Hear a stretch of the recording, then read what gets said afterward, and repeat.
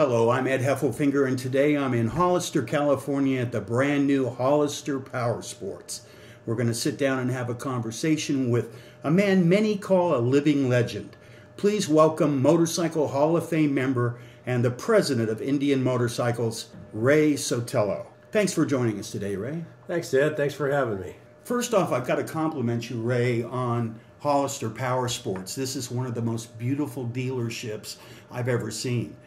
As well as being the president of Indian Motorcycles, you're also the owner of Hollister Power Sports. You've got to feel like a proud papa. Yeah, this is coming full circle. At the end of 2002, I thought I was done with motorcycles and thought my career in the motorcycle industry was over, and pursued my passion for golf and kind of just put it behind me. And then 3 years ago, I was posed with an opportunity to get back into the business, and I couldn't resist. You know, I've been reading your bio, and it's an amazing story. You grew up loving motorcycles. At 21, you opened your first business in your hometown of Gilroy. You're selling motorcycle accessories, and over the years, you evolve into designing and building custom motorcycles for folks, including some heavyweight movie stars and some pretty big athletes. You built the iconic Captain America bike for Peter Fonda. Then the story really gets good. In 1998, Indian Motorcycles came to you with a fascinating challenge. Can you tell us about that story, Rey? Yeah, we were right in the middle of, I had built a reputation in the industry of building bikes for big athletes. We were stretching and raking frames, and then I had a machine shop, and we would pretty much accommodate any 6'4" plus and 300-pound plus football player, basketball player, and one thing led to another, and all these celebrities, it turns out, they're all connected one way or another. They're either all ride motorcycles together, they all hunt, they do things, and they all talk. And one by one, I started building these bikes for football players, and then one day I get this call from Peter Fonda, and says that it was going to be the 30th anniversary of Easy Riders, and they were going to do a rally there, or a big, like a convention there. It was going to be called the Big Easy Ride.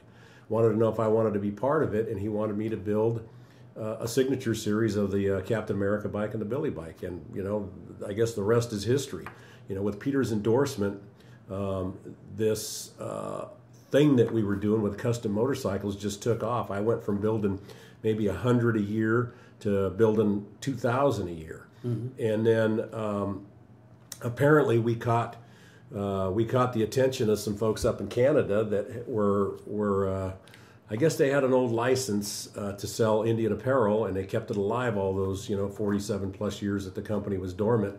And they were making a run to try to buy the worldwide rights, I guess, if you will, out of the receivership in the Colorado federal court that many hands had been in, and I guess a couple of fellows went to jail over it, selling fraudulent stock and territories, and it was kind of a convoluted situation. And I had been abreast of it and read about it, and it was always something that you kind of knew about but never really paid attention to, I guess. And when they approached me and handed me a business card and said they were Indian Motorcycles, I kind of laughed and said, yeah, you and 15 other guys think you're Indian Motorcycles, and kind of, maybe arrogantly, what can I do for you?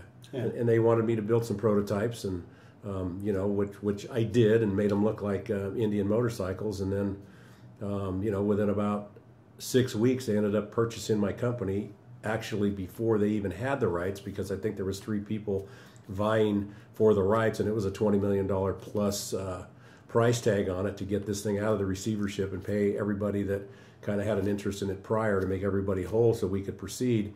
And we didn't know whether we were going to win it or not. So my deal with the Canadian group was done prior to us actually owning the rights. And then when we heard the news, and it was in February of 1999 that we actually were the new owners of the Indian trade brand, then it kind of sunk in that, this is a real deal.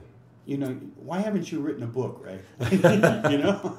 You know, I've done many things in my life, and some of the stories I could tell, you know, if I didn't have pictures and documentation and, you know, people witnessing where I'd been and who I'd been with and what I'd done, you know, I consider myself very humble, and my children, sometimes they look back. I'll tell you a real quick story. I built a motorcycle for Joe Montana, you know, legendary quarterback, San Francisco 49er, Hall of Famer.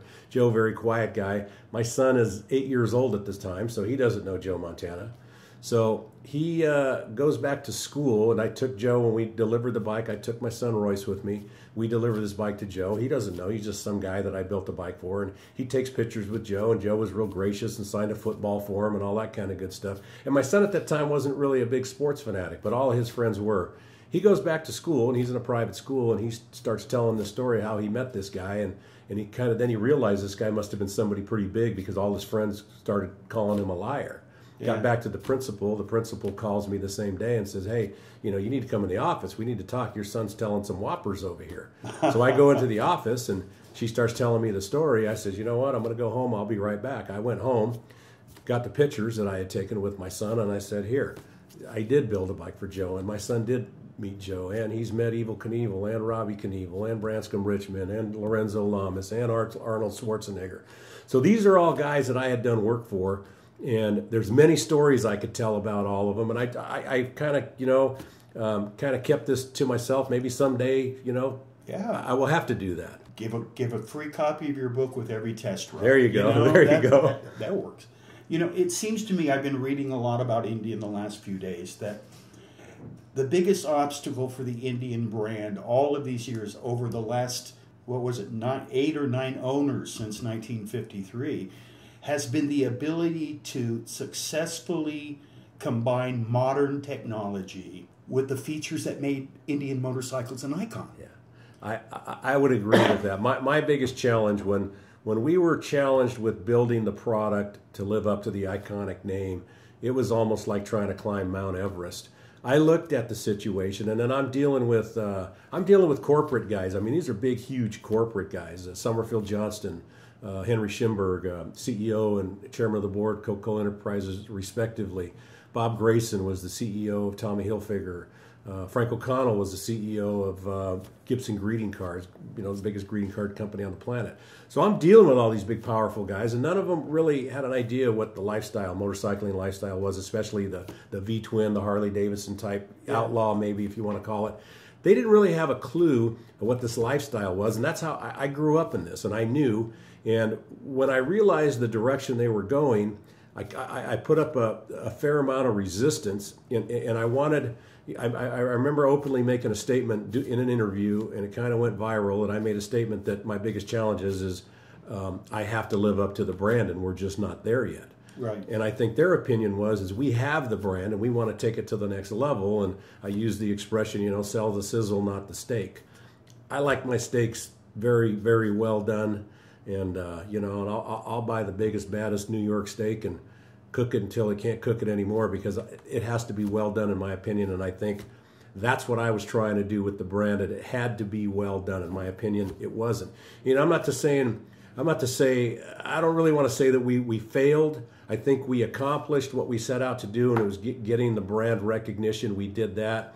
We failed in living up to the brand. And when the new brand came back, and at this time I had not been involved with the business that I'm involved in now, it was kind of intriguing, and I wanted to wait and see, and it was kind of bittersweet because having owned the brand, you know, previous, I'm one of the 9, and even going back to when Royal Enfield, you know, bought into the Indian, you know, Indian legend. It's kind of been tainted since then, so it was bittersweet, and you know, I kind of wanted not to like the bike. When I finally got to touch, see, hear, ride the motorcycle, no one was prouder of that achievement than me. What Polaris has done with the brand, the engineering that went into it, they're paying attention to the product and not the brand. They knew they owned the brand just like we did, but they put all their energy for over 3 years into building what I think is the world's best motorcycle. Got me off my Harley. Well, that's always been your business philosophy, and I think that's why you guys butted heads. You've had the philosophy to build the best possible machine you can build, give them the features that people want, and it will sell themselves. Word of mouth. Yeah, and I'll tell you the biggest thrill that I've gotten in the last 6 months, and especially we just had our grand opening with the new showroom being opened here in Hollister, and what better place to do it in Hollister? This is the birthplace of the American biker. Sure. I had a friend of mine that did his thesis. He had a doctorate degree in philosophy and psychology, and he did his thesis on the American outlaw biker, and basically the book was all based about Hollister and how it all started. So to have the Indian franchise and the Victory franchise here in Hollister was a no-brainer for us, and we knew we had to do it. And with that being said, we think the product that's out there now is, will stand the test of time. This brand is never going away. In 2002, you left Indian. You left the company. You guys had butted heads over philosophy. But the thing that I found very interesting is reading articles back about those days. Later on, a lot of those executives, they publicly admitted Ray was right and we were wrong. I found that pretty amazing. Yeah, I had I even took to the point where I was the president of the company, and then it seemed that my primary function, because we were a privately held company, and we were always seeking funds to stimulate the growth of the company. And the growth of the company, the direction I wanted to take it and the direction they wanted to take it were 180 degrees apart. And I felt like I was, I was fighting the 600-pound gorilla there, that it was me, the motorcycle guy, fighting the corporate guys. And it was a battle. It was an education. I wouldn't have trade that experience for anything. I definitely learned a lot. But it wasn't so much that I wanted to prove that I was right. It's just I knew the direction that the company needed to go. And I knew that if we could only dress this motorcycle up and disguise it so long and not so much fool the public. I never wanted to fool the public, and I always said that openly, that we're not there yet. And that used to get me in trouble with the corporate guys. They didn't want me saying that. They wanted me to tout the brand, which we did, but I couldn't really tout the product because the product was actually my CMC that we had developed, our California motorcycle, and we just put Indian clothes on it. Sure. And we started developing, and we ended up, prior to me leaving, we did develop, a single shock chassis, which they're still using today. When I was able to see one stripped down, I said, man, the technology that we developed back in 2000, they're still using today because it works.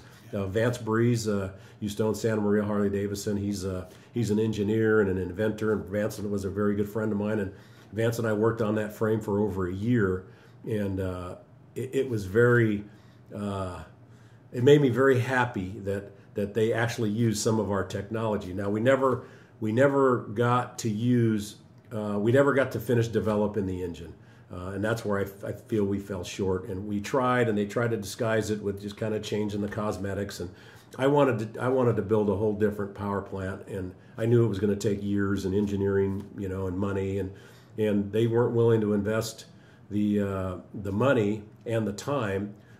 They felt that they were going in a different direction, and they wanted to take the company public. I didn't think it was ready, and I had a 5-year contract with them. I was the only employee that ever had an employment contract, and when my contract expired, I just decided not to renew it. I said, I wasn't doing it for the money. I would have done it for free.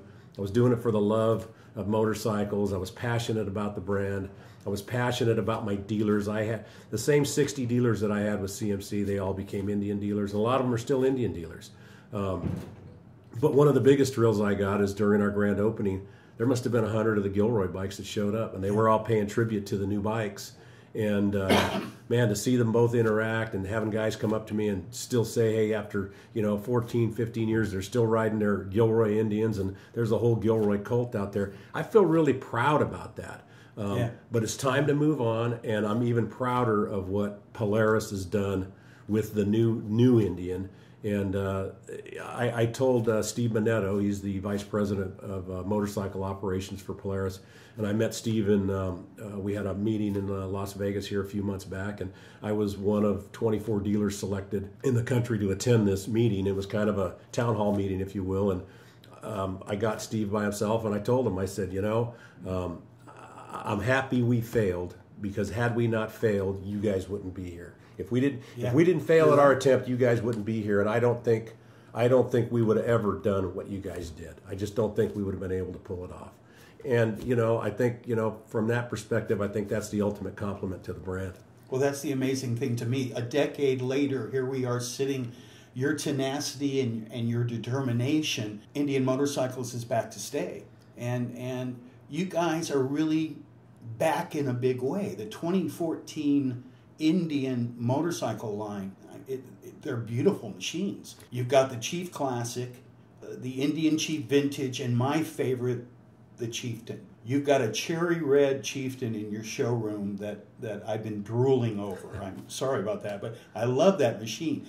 Tell us all about these new Indian motorcycles. When I first saw the pictures of the engine, I said, man, they nailed it. I mean, this is reminiscent of, the old flathead Chief engine. And when I got to see it in person, I realized this is a massive power plant, 111 inches. And we never got to really see the finished product. When I was in Washington, D.C., July of 2013, all we saw was the engine, and then they rode the bike on stage for about a minute, and we were far enough away we really couldn't tell. I mean, you could tell the silhouette of the fenders, and they by far probably have the sexiest look of any motorcycle ever built, ever. And it wasn't until September that I got invited to go to Australia, and we went to the dealership in Sydney, Australia, and there was 15 Indian motorcycles, 2014s on the floor. So I actually got to see the bike up close, and while everybody else was paying attention to the guest speakers they had, I'm crawling around on the floor looking at this bike and doing a major inspection and trying to pick this thing apart. And when it was all said and done, I got up, dusted my pants off. I said, they nailed it. I couldn't find anything cosmetically wrong with it. When I rode the machine, the gear-driven primary is a phenomenal feature on a big cruiser, 111 inches, fly-by-wire, every new modern piece of technology you could want in a motorcycle, retractable windshield, Bluetooth capability. Yeah. I mean, you couldn't want any more. And the best thing about the bike, it's not all the technology, is they captured the Indian legend, the skirted fenders. They stuck to the nostalgic roots. If they would have tried to modernize that part of the bike, they would have failed. Thank God they stuck to that, because this bike will be a home run forever. The motorcycle community, the critics, the pros, they've all been pretty much blown away by this new engine, the Thunderstroke 111 V-twin engine. The new Indians have that classic Indian look, but it's that remarkable engine that really puts these machines in a class all their own. The reviews have been amazing. Yeah, I love the head-to-head. I love the head-to-head reviews we're getting. I think it was Cycle World that did a comparison with the Harley Street Glide, the Victory. I think it was the Victory Cross Country, and then the Chieftain. And the Chieftain by far actually blows the Harley away, and the Victory came in a close second to the Harley. And in my opinion, the Indian. And in my opinion, Polaris has nailed it with both bikes. Mm-hmm. The Victory is what got me off my 2010 Street Glide. I'm 57 years old. I bought my first Harley when I was 16. Actually, I was 15 and a half. I've had a Harley registered every year until last year. I rode a Victory cross country. I was selling the bikes for 2 years. I'd never ridden one. Didn't really show an interest. I was in here doing business as usual. I believed in the product, but for me at that time, wasn't big enough to get me off of my Harley. I've been a Harley guy forever. Got the tattoo and everything. Even when I was with Indian, I still had my Harley. And I rode across country one day. I parked my 2010 Street Glide. I rode the cross country, and my Street Glide sat for 9 months. I never rode it again. My sales manager called me one day and said, "Hey, somebody's looking at your Harley." I said, "Sell it. I'll never ride it again." And then about 4 months later is when we got the Indian product in, and it took me about 3 seconds after I rode one to figure out, okay, well, this is going to be my second bike. Actually, it's my third bike. I still have my 99 Chief. You know, the proof is in the pudding, or in this case, I guess the proof is in the hands of the rider, the biker's reaction. And I've got to tell you, from what I saw here at your grand opening a couple of weeks back, you've got huge thumbs up. You brought the legend back to Hollister, and bunches of folks came out to see it and to ride it. You had lots of old farts like me. You had lifetime Indian admirers who came to worship. I saw a lot of of young riders who came to check out what the legend was all about. They wanted to see it for the first time. And of course, you had bunches of women who came to swoon over Branscombe Richmond. But seriously, among them all, I saw a lot of big eyes, big smiles. I heard, wow, a lot. And, you know, I don't ride anymore, but that Red Chieftain certainly gives me the itch again. You know, congratulations on such a success. Yeah, the turnout was overwhelming. We anticipated, you know, maybe 200 people showing up on Friday. We estimated there was close to 700. Yeah. Saturday, going into our meetings prior, we knew we were doing the demos. The truck is a traveling billboard. We had 20 demo bikes here. We did a fair amount of advertising. We actually got 10 times the amount of people to show up than we anticipated. The fact that they came to pay tribute, to ride the bike, to take the time to ride the bike. A lot of these guys were metric guys, riding Hondas and Kawasaki's. Right. They were blown away. Yeah. The compliments we got from every segment.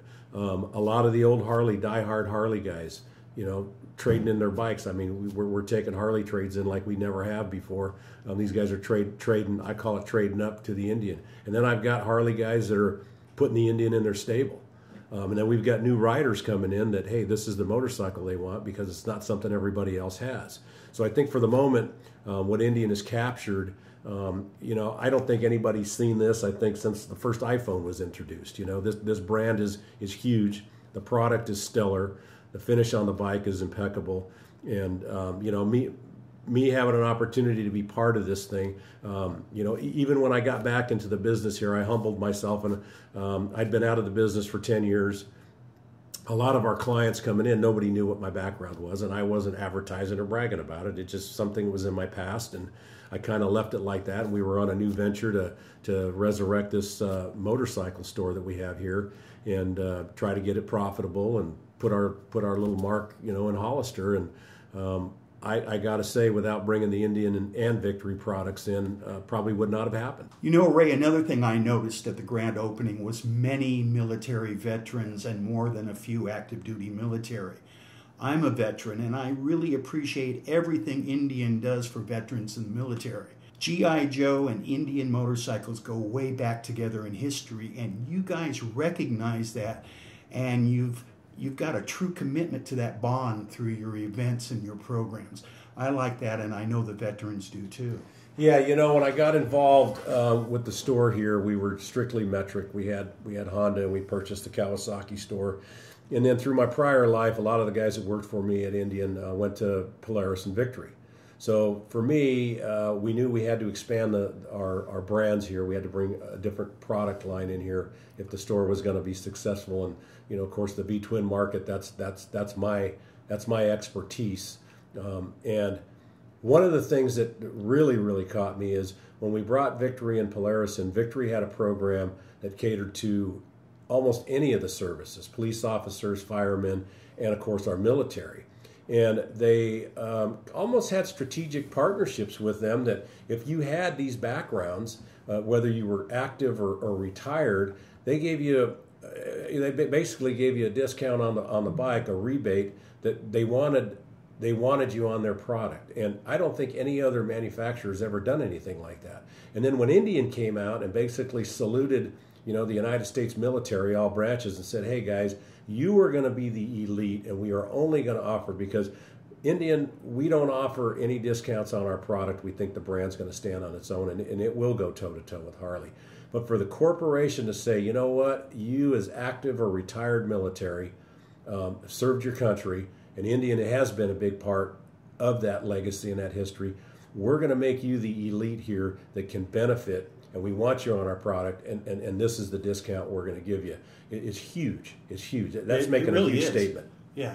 What's in the future now for Indian Motorcycle? What's in the future for you, Ray? Well, you know, this when I got involved in this business here, it's a family business. You know, my father-in-law owns car stores, and they thought they wanted to be in the motorcycle business, and my wife is the controller of all 5 stores, and she worked on me for a year. This store was failing miserably. Just was the wrong demographic.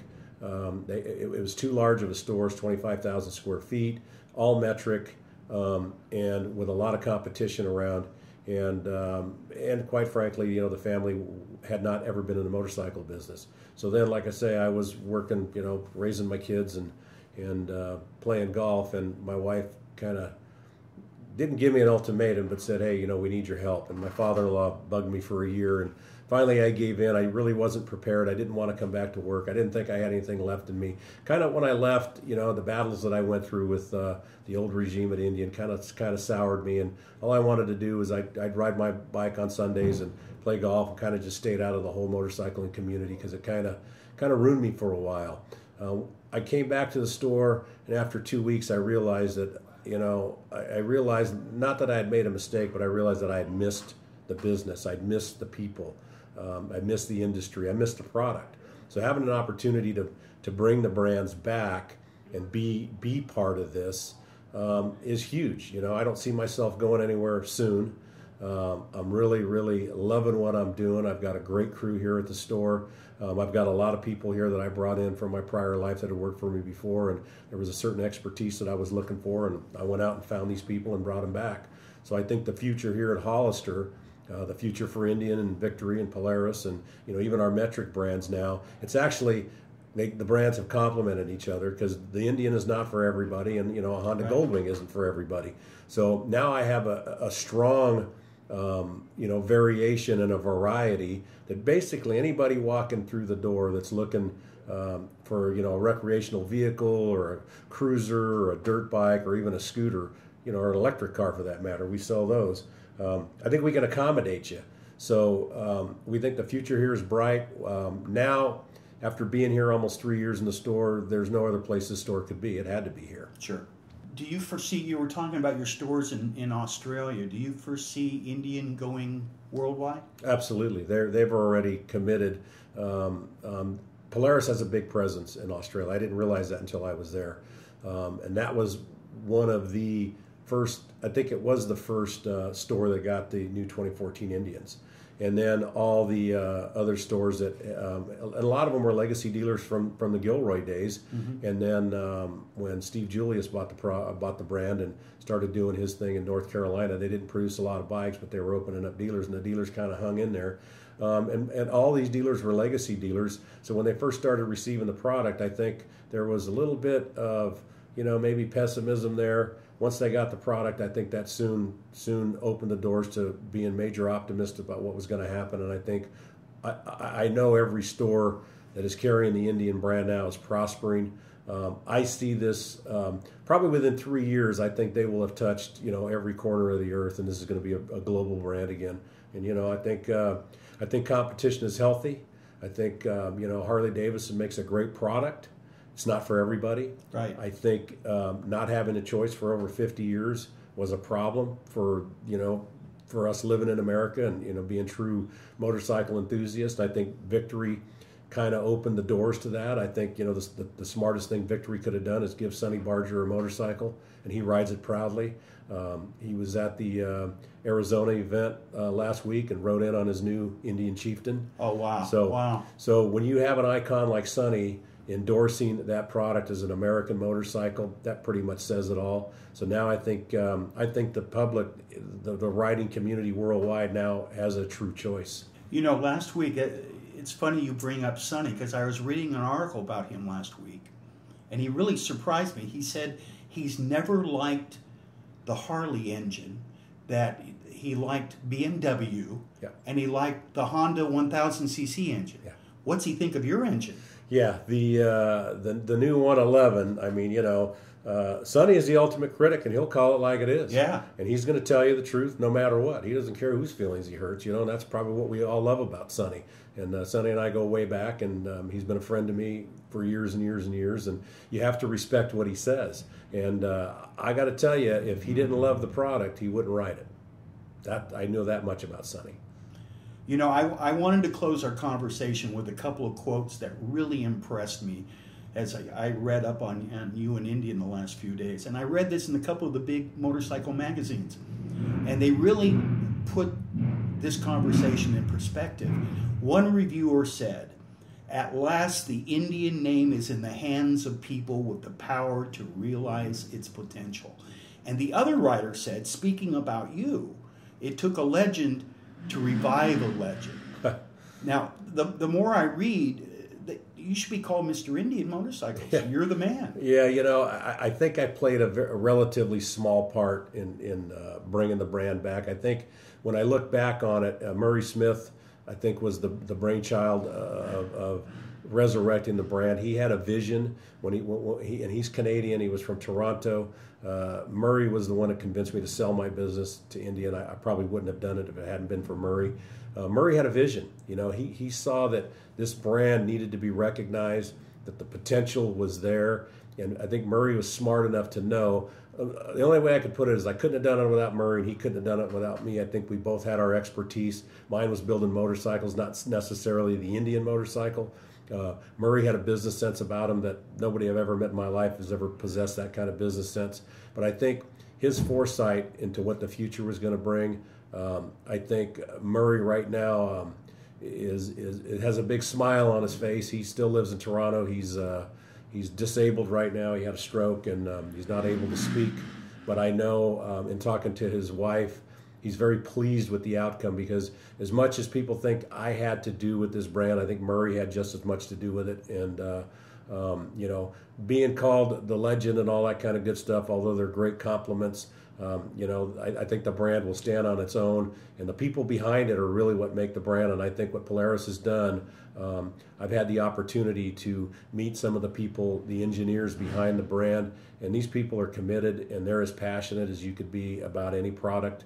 And they should be proud. And the proof is sitting out there in your showroom right now. Proof's on my showroom, and you're drooling over the red one. That's probably the fifth red one that we've had in here, because we can't keep them on the floor. Well, thank you, Ray, for sitting down and talking shop with us today. I'm gonna let you go. You got to go back out and keep building those bikes. I'm Ed Heffelfinger, and thank you for joining us and listening. Until next time. Now, Ray, let's talk about when are you going to write that book? Ed, you and I will talk about that.